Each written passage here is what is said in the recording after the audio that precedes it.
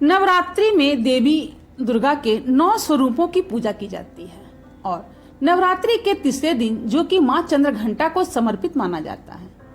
इनके माथे पर अर्धचंद्र सुशोभित हैं, इसलिए इन्हें चंद्रघंटा कहा गया है। साथ ही माँ चंद्रघंटा की पूजा अर्चना करने पर हर तरह के भय से मुक्ति मिल जाती है। साथ ही यह भी मान्यता है कि माँ चंद्रघंटा की कथा का पाठ करने से शरीर के सभी रोग और कष्ट दूर होते हैं।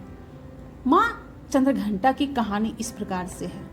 माँ दुर्गा का पहला स्वरूप माँ शैलपुत्री और दूसरा माँ ब्रह्मचारिणी स्वरूप जो भगवान शंकर को प्राप्त करने के लिए माना जाता है।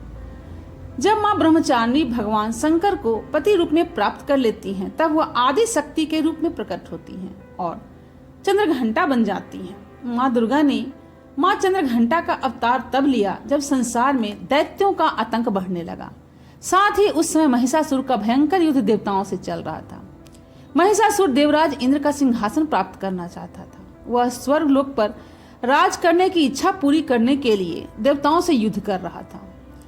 जब इन देवताओं को महिषासुर की इच्छा का पता चला तो वे परेशान हो उठे और सभी भगवान मिलकर भगवान ब्रह्मा, विष्णु और महेश के सामने जा पहुंचे। ब्रह्मा, विष्णु और महेश ने देवताओं की बात सुनकर क्रोध प्रकट किया और क्रोध में आने पर उन तीनों देवताओं के मुख से जो ऊर्जा निकली, उस ऊर्जा से एक देवी अवतरित हुई।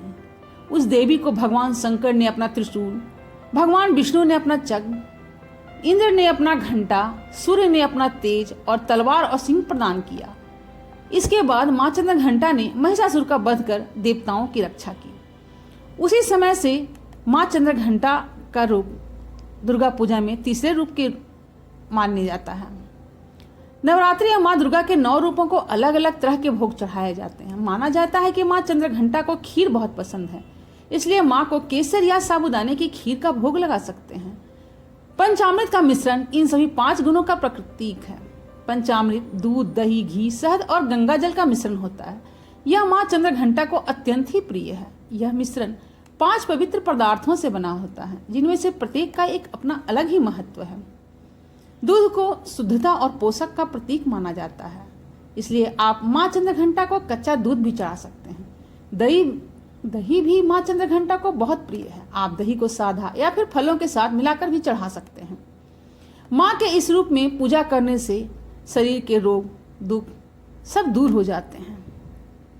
Like, share and subscribe to this channel.